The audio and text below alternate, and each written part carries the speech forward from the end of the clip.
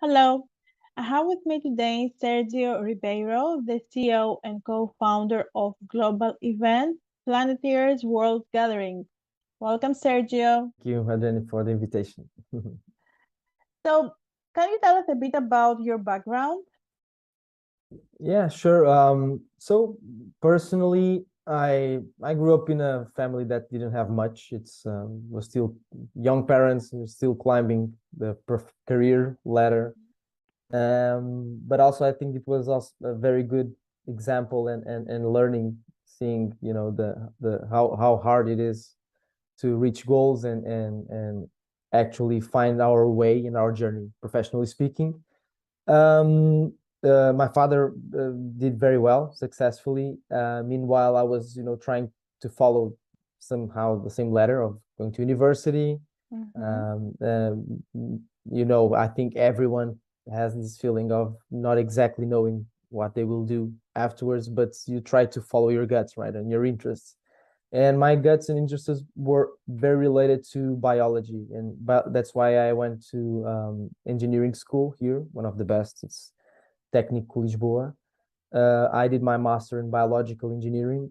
I think there was always a little bug inside me, uh, pushing me for my motivation of how genetics work, how biofuels, how it's how biology could actually shape our society and the market. Maybe because of my interest in science fiction my whole life. Okay. I always loved Jurassic Park, and I always loved these kind of movies that show how uh, uh, we can actually shape the world. And I wanted to do this in a positive way. But Mhm. then when you go to college, and one of the best things that I did was actually working while I was studying, because it starts giving you some tips of what you like and what you actually don't like, but sometimes more important than finding what you like at the first hit.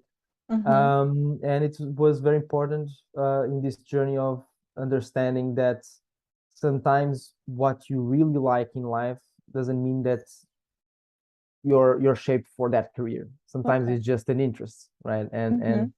and that's why after college I decided to go through this entrepreneurial journey, because that's one of the journeys that I tried while I was in college, Mhm. and made me feel more, let's say, fulfilled or rewarded. Mhm. And that's roughly Okay. the. And how the idea of Planeteers World Gathering came along? Um, so let me just uh, tell you one thing before, which is Planeteers was born not as an event, but Mhm. as a mission of understanding society, the consumer, and the market, and develop tools that could accelerate or make it easier to make Okay. sustainable decisions. So that's why in 2017, our first product was a marketplace, online marketplace that connected sustainable products with consumers, B2C and B2B. It was growing very well just in the Portuguese market. But meanwhile, while we were developing a new version for the platform to go international, then the pandemic hit, and we were already developing the world gathering, was absorbing a lot of Mhm. this energy. But I'm saying this because it's a very important background on how we came out with the world gathering, the event, because we were born with it since day one with an international network of ambassadors and mentors. Mhm. And one of those, it's an amazing person called Professor Mohan Munasinghe from Sri Lanka. He was the vice president of the IPCC when they won the Nobel Peace Prize with Al Gore in 2007. Okay. And he came to Portugal 3 times to work with us. And one of the times we said, such an interesting person here. I think it would be amazing if a lot more people could have this feeling that we're having Mhm. of being with him, learning from him. And one of the times that he came here, we just improvised a gathering, and we actually called that. It was Planeteer the Gathering. We didn't Okay. know we didn't even know where we were heading, Mhm. but we did it in a very quick a very quick process, the gathering. And then we said, okay, we have so many innovators and products in the platform. Let's ask if they want to show the products there. Mm-hmm. So, and then we started seeing everyone being interested, and they're saying, then we put a symbolic price of 50 euros or less, I think 50 euros or less. And they were completely into it, and to meet the Professor Mohan and to get to know new people. And when we were there at the event, it was amazing. It was amazing. Mm-hmm. We had TV even there. We had more than 200 people without any communication or announcement. And we had there more than 15 companies showing the products. And then we saw, okay, this makes sense, right? And Mm-hmm. people are eager to know and be inspired by others, right? And work Okay. together. And that's, I think, was the first step of us realizing that there was something missing in this space of uh, uh, uh, something focused on sustainable entrepreneurship that connected these Mm-hmm. investors and these opinion leaders. And that's what's led us to the concept of the Planetiers World Gathering. Mm-hmm. What kind of challenges you faced when you were trying to develop this idea? Um, I don't know where to start. I don't know where to start. But if I have to highlight some, I think the first one is selling the concept of something that never happened, right? Okay. It doesn't exist. That's for sure one of the best, the most challenging. You mean putting the word out there? Yeah, Okay. and actually selling for critical stakeholders like Mm-hmm. sponsors, partners. So it helped to have some background. Like I said, the gathering that we did, the marketplace. But Mm-hmm. even so, when we saw this vision of a bigger platform, a bigger gathering, it's very difficult to actually convince people that this will happen for sure. So, Mm-hmm. but we did it anyway. But it was a very challenging one. Then, of course, of raising the money, and because I would say that very easy part was gathering these opinion leaders for this event was easier than we expected because they related to the manifesto of sharing a message of Mm-hmm. non-extremism, even on sustainability, rights, of inclusion, of saying, okay, none of us is perfect, sustainably perfect, right? Yes. So this opens the conversation, and that's what I think it was a magnet for all these people that actually were there. Um, I would say then that raising the money was also a very challenging part of the process, also because of the first one that I said, because it's the first Mm-hmm. time, right? And third, so I don't share all the thousands of challenges that we have. It's I think the most um, the most clear one that we had, which was the initial date for the event, which was April 2020, right? So Mm-hmm. you understand the challenge right there. Yes, So we of had course. the biggest arena of Portugal, completely booked, thousands of people coming. We had hundreds of companies coming, media from around the world, and Mm-hmm. half of them were from outside of Portugal. So Okay. and when we took the hit, like we're not just the only ones, right, taking this huge hit of the pandemic, but it was very in short time. We were 1 month, 2 months before the events, and then there was a moment where everything kind of falls apart and say, do I still have the sponsors? Yes. We spent all the budgets because we were 1 month before Mm-hmm. the event, right? All the communication budgets was spent, all the human resources, but and then we just said, okay, or we cancel it or we postpone it, Okay. and it was a risky and very difficult decision to make, but at the same time, I think our stubbornness of believing that this would make sense um, led us to postpone it to October 2020. Mm-hmm. Hybrid model, we had to change completely uh, Mm-hmm. the financial model and what we were thinking to do.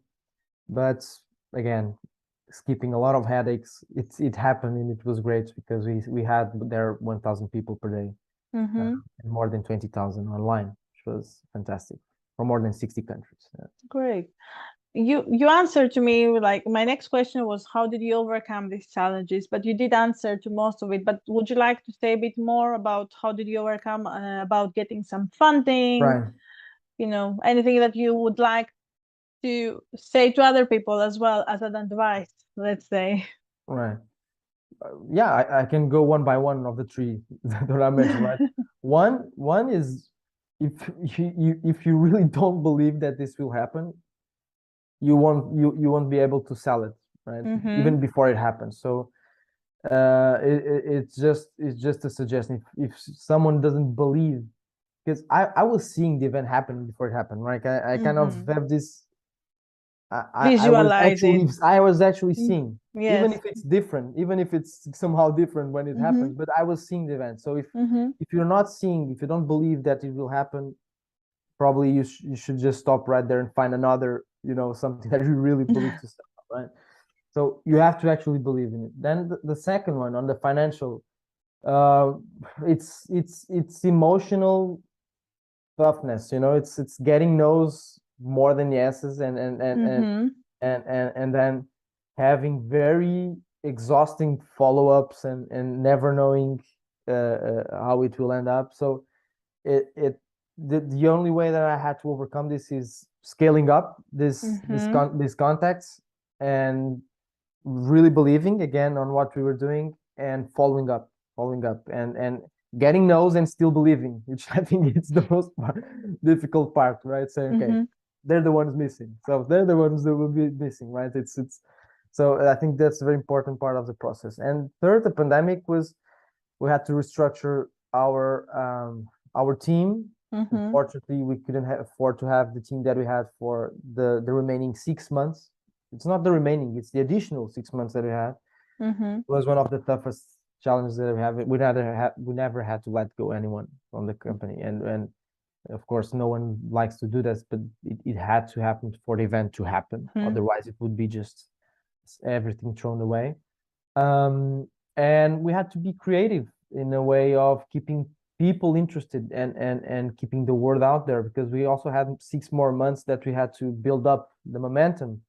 And one of the things that we did was actually activating the media partnership that we had, and saying, okay, people are eager for listening to messages of hope, and Mm-hmm. messages of coming back after this lockdown in a different life, more connected with nature, more sustainably. So Mm-hmm. let's bring these opinions and these success cases that are out there to everyone. And we use TV. So we Okay. actually produced in studio of the media partner that we have here, one of the national TV stations, Planetiers home gathering for the six Okay. months. And all these speakers that were joining us in October, they entered in the studio online, and they talked with someone Mm-hmm. studio about these different topics: oceans, finance, regeneration, Mm-hmm. health, etc. Yeah. Planetiers is a 5 day long event, which means that it's pretty huge. What have you planned for this year? So this, just as a reminder, right, in 2020 Mm-hmm. we had 2 days, right, of conferences and exhibition. This year we're coming back with 5 days. And Mm-hmm. why? First, because all related to for good causes, and for good reasons, which is, one is, we actually built a very interesting relationship with a lot of interesting partners, which now they're bringing more content and people, so it allows us to expand the days of Mm-hmm. conferences and forums. The other is our our now that we are allowed to open more, right, to the public, Mm-hmm. we want to get back to our root plan of original plan of having a space that is open for the public. Mm-hmm. So what will happen is we'll have 5 days of exhibition of of also a fair of products that people can offline, a physical market, right, of where people can find products that are more sustainable and that are more responsible, and workshops and activities for 5 days, and it's free, Mm-hmm. and it's free, something that wasn't possible in 2020, gather these Okay. masses. And then this will culminate and this will end on the last 3 days of conferences and forums, right? Mm-hmm. So that's why we have the 22nd to the 26th of this outside area with the exhibition, the market, and the Mm-hmm. workshops, and the last 3 days, the 24th to the 26th, with the conferences and the forums, where all these Mm-hmm. people will gather here to discuss different topics about sustainability and entrepreneurship. Mm-hmm. What ways you went about getting world leaders interested in speaking at your event? What um, I would say, I would say the feeling that I had also from their feedback Mm-hmm. was one for sure. It was interesting to see a lot of these world leaders and opinion leaders in this area that it's very difficult to have them on board on these things.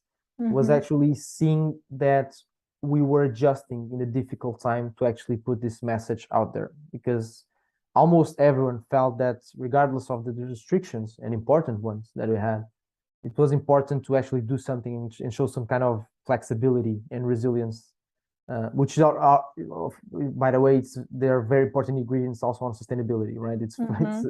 It's resilience is very related with sustainability concept. But the second is because they realized that we were not doing this event just to gather people during 3 days, and Okay. it ends there, and then buy the tickets for the next edition, and then buy the tickets for the next. And we were not doing this for the cycle of gathering people for 3 days and that's it. Mm-hmm. So we wanted to build this to connect people and also to connect Planeteers with other international organizations, so we could actually develop develop some real project that stay and keep going, right? For example, we have an example from the last edition, which we formalized an innovation and a regeneration hub in Porto, the north of Portugal, with the Mm-hmm. biotech and business school, Catholic school, university, which is focused on gathering. We have almost 50 companies working with the academy and these leaders and the Planeteers in order to advance the scholar curriculum of the university, but Mm-hmm. also to build some projects that will be implemented in these companies that are disrupting the way companies are doing businesses. So I think almost everyone that is coming is because they understand that we want to keep going and keep working on real projects that stay, and not just for 3 days or Mm-hmm. 5 days, right? What are your ambitions for the future? Um, my ambition is that we can develop a community Mm-hmm. where everyone feels safe to talk about what they do and what they don't do, still don't do on sustainability, and to bring this inclusiveness to the discussion, and also and how giving tools and solutions, right? And there's a lot of people working in tools and solutions, right, on the other Mm-hmm. side of this river, and we want to build this bridge and have a meeting point where people feel comfortable. People are in organizations, right, businesses, where they can Mm-hmm. actually discuss what's still missing and what they don't know. They have this there can be this openness of talking about this, and this will be in different ways. So it's keep going with events international annually. This is Mm-hmm. Planetary Gathering is supposed to get back annually. um, have some meetups also in different countries, because there are countries that are actually very motivated to bring this movement and these initiatives for their own cities Okay. and regions, and also develop a platform which more than a marketplace, which now we're finally getting we raised some investment to reinvent the platform as a marketplace, but also has a community space, like I mentioned, where the features are built for people to actually engage and also be part of the Planetiers initiatives. So we don't have to make all the Planetiers initiatives. We should decentralize this. So anywhere in the world, someone that is a Planetiers and want to be an active Planetiers can develop their own initiatives, Planetiers initiatives in their countries. And last but not least, materialize this in initiatives that say, like the ones that are saying, a hub, an innovation center, where all these people around the world that meet at the World Gathering know that they have a space there to work and co-create. So, but wrapping up, these are how we think we're going to do this, but just reinforcing, we see us as a community and with different platforms where people feel safe to actually say what's still missing, what they're still not doing, and they just admit that they need the solutions, and we can help them to connect with them. And what is your advice for the next generation in order to become more sustainable? How to become more sustainable? It's a difficult one because it has so many verticals. It's the way we consume, right? It's trying to reuse everything we do, try to use there's so many things, the choices you do when you're transporting and we're moving from one side to the other, using electric but mainly use public transportations. So I could be here for a long time, but I would do something different, which is I would call everyone, especially the young people, to try to be a change maker or an active player in this change, not just as a consumer, but because young people bring a lot of freshness to the ideas, and they don't have a lot of device of the system, and someone that works with the system for a long time. And it's important them to actually disrupt somehow these ideas with fresh ideas, new ideas, and they could actually be entrepreneurs. And it doesn't have to be a startup or a business. There are very good entrepreneurs that build, NGOs, sporadic projects. I would actually make a call for our young people to, more than learning about how to be more sustainable, is trying to learn and understand how they can be an active part of the change that system needed. And that's something also the Planetiers wants to do, the Planetiers World Gathering. It's like I always say about the trees. We want to help everyone to educate themselves, be empowered, so they can actually believe that they can do something, and then fuel their entrepreneurial mindset, because that's an important part of actual change, right? Is act. Well, thank you very much for today, Sergio. It was a pleasure. I wish you good luck with the big event that you have in October, which is from the 22nd until the 26th, right? Exactly. Great, in Lisbon. Yeah, exactly. Great. So, more people, they will get to know about it, and maybe you will have more visitors this year. Absolutely. We need. We're never too late to bring more and more people, because we need a lot of people, not at the event, but at this actual movement, to bring new solutions to the market. So I really appreciate that. It was a pleasure, Adrienne. Great. Thank you very much. Have a lovely day. Thank you. You too, Adrienne. Thank you. Bye. Bye-bye.